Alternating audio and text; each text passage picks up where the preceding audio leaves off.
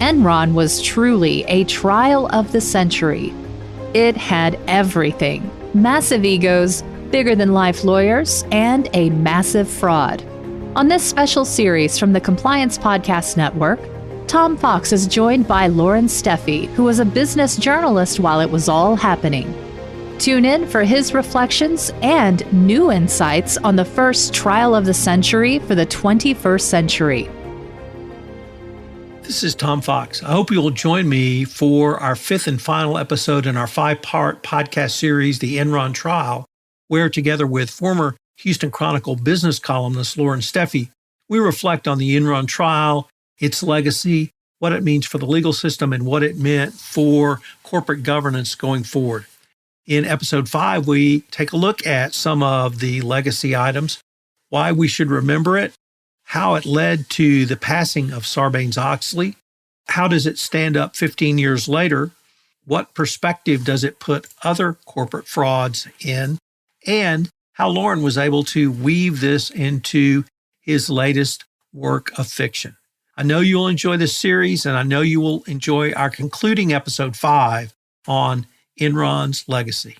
Hello, everyone. This is Tom Fox back with Loren Steffy for our fifth and final episode of Enron, the Trial. Today, we're going to take a look at Enron's legacy. This is the 20th anniversary of the collapse of Enron, and there's been a lot of commentary about that, but I was particularly interested in the trial, which led me to ask Loren if he would do this podcast series with me. So, Loren, let me start by asking you, why should we remember Enron, but more importantly, why should we remember the trial? You know, I think that both the trial and the company's legacy itself, the collapse of Enron, are a cautionary tale. I know that Enron is studied in business schools today, but I think that what the trial really brought home for everyone was the human toll that these kinds of corporate malfeasance cases can have. When companies play games, when they misrepresent themselves, when they try to do whatever is necessary to keep their stock price up at all costs, there's a lot of long-term harm that comes out of that. You know, there are thousands of people that lost their jobs at Enron and you know, right before Christmas. And it took many, many years for their retirement accounts to recover, for their finances to recover. And many probably are still feeling that cost. And so it's an important thing to keep in mind. And I think it's something that perhaps doesn't get focused on as much in business school. This wasn't just an accounting case. I mean, I always say, you know, Enron wasn't, yes, it was an accounting failure. Yes, it was a corporate governance failure. But above all else, it was a human failure. And we need to remember that these kinds of things have consequences. You alluded to one of the innovations of Enron in an earlier episode, and I want to maybe pick up on some of the innovations. And it was around a innovation to partner with then the leading VHS renter, Blockbuster, to provide on-demand videos. Now we call that streaming. And this was over 20 years ago. And it's a way to introduce, actually, there was a lot of innovation at Enron. There was this online streaming, there was broadband market. They were going to try to do a similar market with water and other commodities, but they got caught up in this accounting fraud. But could you give us a few words about the innovations you saw from the business perspective? Yeah, unfortunately, you know, the fraud of Enron kind of overshadows a lot of the things the company was trying to do. I mean, this was a company that wanted to hire the best and the smartest people in the world. And they had a fair amount of success doing that. And so while, you know, Andy Fastow and Jeff Skilling were, you know, cooking up their schemes, there were a lot of people that were working hard on the technology front, on the, you know, sort of market innovation front, to come up with all kinds of innovative things that we today take for granted. And certainly streaming video was something they were way out in front on. And you have to wonder if Enron hadn't cooked the books, if they had accounted for it properly, would they have become Netflix? But it wasn't just that. Another one that often gets overlooked is weather derivatives, which are a kind of esoteric financial instrument, but it basically allows ski resorts and any kind of business that's dependent on the weather to hedge their costs if they have a bad season. So it's brought a lot of financial stability to weather-dependent industries in a way that we didn't have 25 years ago even. You know, that has affected agriculture, you know, obviously leisure, you know, all kinds of things. And so That's another big one that, we tend to forget about. It's sort of more of a behind the scenes thing, but it was very important. And a lot of the things they did in the power market. I mean, keep in mind, Enron was a big believer in renewable energy. They were an early investor in wind farms, and some of their wind farms are still in operation in the Texas Panhandle. So they really were out in front of a lot of these trends. Unfortunately, they, shot themselves in the foot with their accounting. Enron had other lasting legacies. Together with WorldCom, they really led to the passage of the Sarbanes-Oxley Act, which is a major change in how U.S. government looked at accounting issues and potential accounting fraud. But I was wondering if you might talk about some other major corporate frauds and put Enron in perspective with those. Yeah, I mean, Enron kind of stands alone because in many ways it was the biggest, not necessarily in terms of dollar amounts, but it was certainly the biggest at the time. But it was such a large company, and it fell apart so quickly. And it was kind of the first, right? But yeah, we had others that came after it. WorldCom was, one that actually wound up being a bigger bankruptcy than Enron. The difference with WorldCom was that it was basically two guys at the top that were playing, financial games and that were trying to take money out of the company for their own benefit. Whereas, and the thing I always point out about WorldCom was at WorldCom, the internal controls worked. The whole reason that the fraud went on as long as it did was because Bernie Ebbers, the CEO, kept giving the internal accountants, the internal auditors, special assignment projects to divert their attention so they wouldn't see what was happening. Once the auditors actually got back to doing their jobs and saw what was happening, they blew the whistle on him. And so, whereas with Enron, a lot of the internal controls guys, the risk management people and stuff, were, with a few very big exceptions, who, there were people that definitely raised the flag that things were not right. But they were kind of drowned out and pushed aside, and Skilling would berate them and say, "Oh, you don't get it." That was always the big thing at Enron. You don't get it. You're not. And so, a lot of the internal controls were sort of corrupted at Enron. And that kind of gets into this idea that we talked about before, that it was a much bigger fraud in the sense that you had a lot of buy-in from a lot of people who would not normally go along with something like that. Let me pick up on a point you raised, which was blowing the whistle. And Enron had one of the most famous whistleblowers, Sharon Watkins. And Sharon's blowing the whistle was internal. It was directly to Ken Lay. It laid out her concerns. But Sharon really created a class of people that Sarbanes-Oxley protected in its law, Dodd-Frank. Whistleblowing was enshrined, and now bounties are paid by the Securities and Exchange Commission for whistleblowers who step forward with instances of criminal activity under the Securities and Exchange Act. Could you give a few words about Sharon Watkins, her role in this, and maybe the legacy you see in her role as a whistleblower? Yeah, I think if Sharon were on this podcast, she would be the first one to point out that she was not technically a whistleblower as it's typically defined. She did raise concerns. She went directly to Ken Lay. And you have to keep in mind the culture of Enron. Skilling had left. Lay had come back in. A lot of people believed that Skilling was the problem. A lot of people within Enron thought that he was the one that had steered the company wrong. And Lay was the kindly grandfather who loved the company, had founded the company, and he was going to fix it all. And so she went to Lay thinking that he doesn't really understand the full extent of what's going on here. And so once I tell him, then he's going to fix it. Well, he did understand what was going on, and he had no intention of fixing it. At that point, there probably wasn't a whole lot he could do to fix it. So her warning kind of fell on deaf ears. But the memo wound up coming out in the congressional investigation that followed. When they collected all the records, the internal records from Enron, a congressional investigator found her memo. And that's what led her to, then she testified before Congress, and she kind of got held up as the person who tried to warn about what was happening. And there were others within Enron as well that had tried to do various things. But I think what it showed us was that anytime you have a fraud of this scale, there's always people that saw what was coming and tried to do the right thing. And you're right, Sarbanes-Oxley and some of the laws that came after that tried to help these people, because one of the problems in the corporate world is that if you blow the whistle like this, you're never going to get another job again. Even if it's the right thing, even if the company was doing things wrong, you're seen as a snitch and you're seen as a kind of a troublemaker. And most companies don't want somebody like that in their ranks. And so, the one thing, I've talked to a lot of whistleblowers over the years, and the one thing they all tell you is, it's once you do this, you're done, right?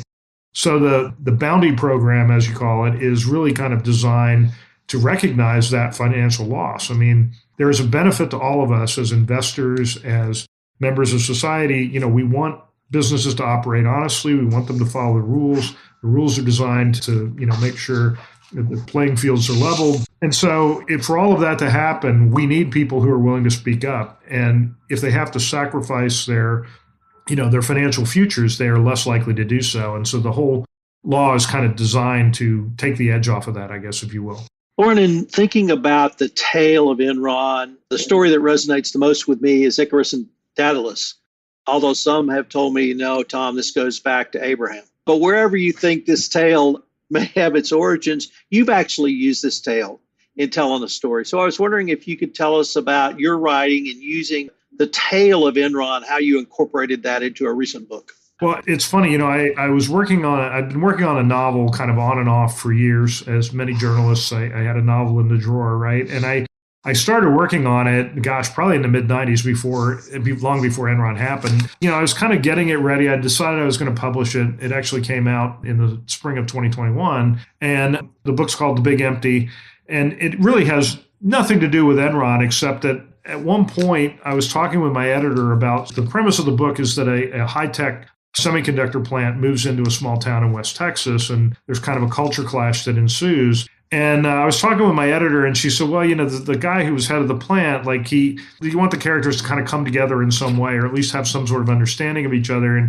And she felt like he needed more motivation for this kind of change of heart that he undergoes. And I sort of realized that because the book was set in 1999 for several other reasons, it was the perfect time. It sort of coincided with what happened at Enron. And so I don't want to give too much away, but I'll say that there's sort of an Enron-esque component to this one part of the book, to what happens there. And I kind of enjoyed writing it because it was as if you knew Enron was going to happen, but the characters in the book have no idea. And so you could kind of deal with what they're thinking and their emotions. And it sort of allowed me to revisit some of those early things about Enron. Like I said, it was such a big company, and its collapse just so completely shocked everyone. No one thought that this could happen to one of the largest companies in America. After listening to that description, I might suggest you send a copy of that book to every current resident of Taylor, Texas, for what they're about to be in for. I got to tell you, Samsung did me a favor because there are some similarities.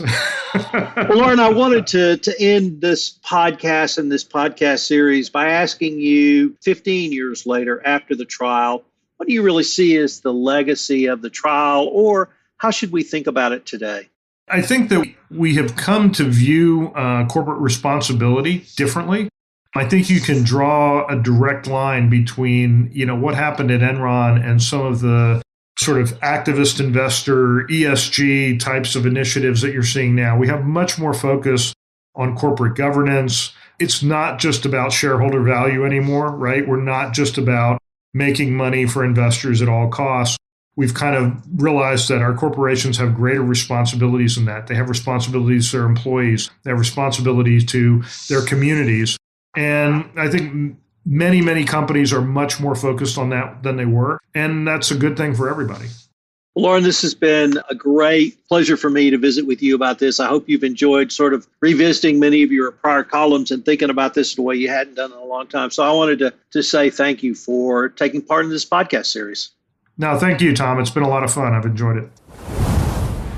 The fifth and concluding episode of the podcast series, The Trial of the Century, the Enron Trial, Loren Steffy and I took a step back and looked at some of the legacies from the Enron collapse, the story of Enron, and the Enron trial. From the trial, we certainly saw the human toll of what happens when senior management engage in fraud and corruption. Clearly, Ken Lay and Jeff Skilling, and indeed the entire senior management team at Enron, was involved in the fraud, and it literally destroyed the financial lives of thousands of Enron employees and many other Enron shareholders. This was not the case of one bad apple or one failure in internal controls. This was corruption through accounting fraud, literally at the entire senior management rank. It was men, and they were men, who wanted to maintain the share price at all costs, and they engaged in fraud and accounting fraud to do so. But legacy, the broader legacy of Enron is much different, I think. Certainly, the accounting fraud is the overshadowing legacy of Enron, but it was also very innovative. It was innovative at the time they created the gas trading market. It was innovative 25 or 15 years before Netflix. Enron had entered into a partnership with Blockbuster to live stream videos. So that's called streaming today, and Enron was doing it 20 years ago. Unfortunately, the partnership didn't last and it didn't work out. And Netflix came along, but imagine what Enron had in 2000 when it developed its partnership, 1999 and 2000 when it developed its partnership with then the leading VHS renter, Blockbuster. Also, weather derivatives. Weather derivatives allow resorts and other locations, dependent on the weather, to hedge against catastrophic weather failures, whether that be a snowstorm, a no snowstorm, a flood, a fire, or other events. And in this age of climate change, that's become very important as a risk management tool. Also, Enron heavily invested in wind power, and certainly in the state of Texas was really one of the first major corporations to do so. Once again, showing a forward vision that was lacking in many companies. It really was a legacy of innovation, once again, unfortunately overshadowed by their accounting fraud. Another legacy of Enron was Sarbanes-Oxley, and Sarbanes-Oxley was passed together with Enron.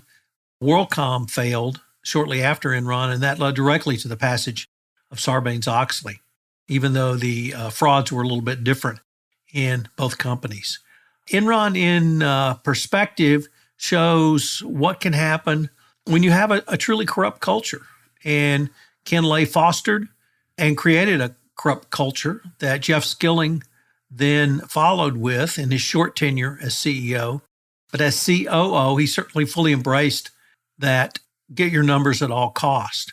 And that came out in the trial. The most lasting impact from Enron will be probably the change in the way we view corporate responsibility and corporate governance. I mentioned Sarbanes-Oxley and the focus on certification of accounting results, literally all the way through an organization up to and including the CEO. Well, I think you can draw a direct line from Enron to today's ESG, particularly the G in ESG, which is corporate governance. Corporate governance changed just as corporations have changed away from the Milton Friedman shareholder-centric model to the Business Roundtable's statement on the purpose of a corporation, which articulated at least 5 different stakeholders within an organization. All of these are outgrowths, I think, directly from Enron and the legal and business response to Enron. I hope you've enjoyed this 5-part series on the trial of the century Enron. Loren Steffy and I had great fun doing it, and I hope you'll join us again on the Compliance Podcast Network for our next special series.